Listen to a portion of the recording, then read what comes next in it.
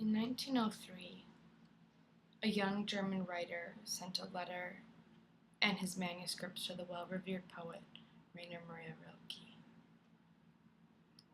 Begging Rilke to read and critique his work, the young writer wanted to know if his writing was good,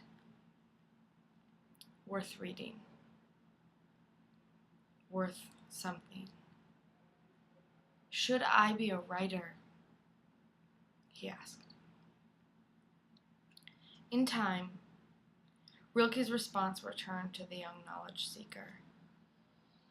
Unexacting in critique, but certain in guidance, Rilke explained to the young poet that he was unable to tell him whether his work was good or not, or whether he should be a writer or not.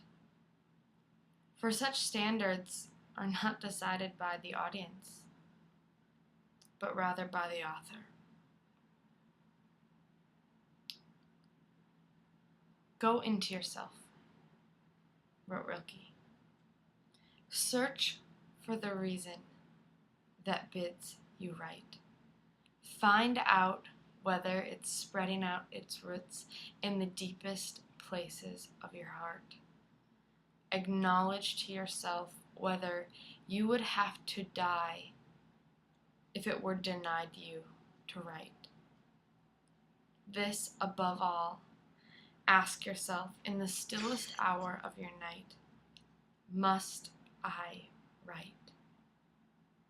Delve into yourself for a deep answer, and if this should be affirmative, if you may meet this earnest question with a strong and simple "I must," then build your life according to this necessity. Your life, even into its most indifferent and slighted hour, must be a sign of this urge and a testimony to it. A work of art is good if it is sprung from necessity. In this nature of its origin lies the only judgment of it. There is no other. Today, we sit together, you and I, quiet and waiting. Some of us still seeking, and others already certain of their necessity, but all of us slated with a great responsibility. I ask of you, please, find what it is that keeps you living. Decide what it is that you must do. Care unendingly about something. Cry if it is denied of you. Fight if it is taken from you. And dance for days when it is made forever yours.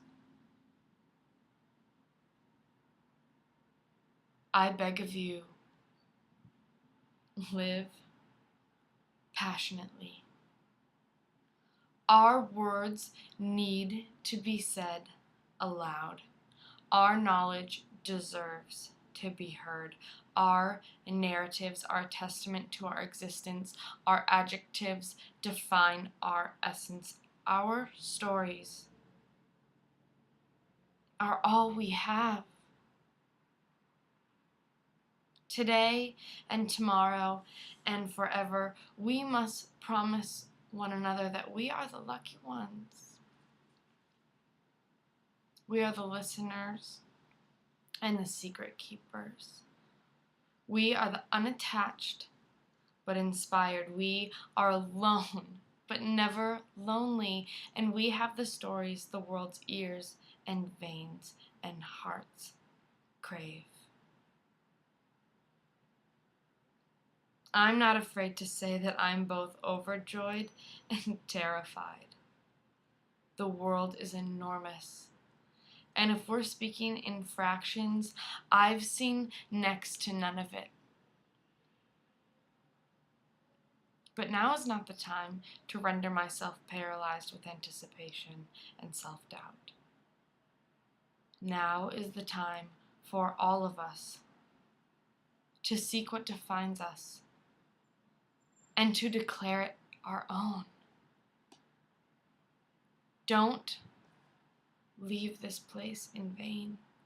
Please don't forget this version of yourself. Use everything you have to commit to your life. Because at the end of it all that matters is must.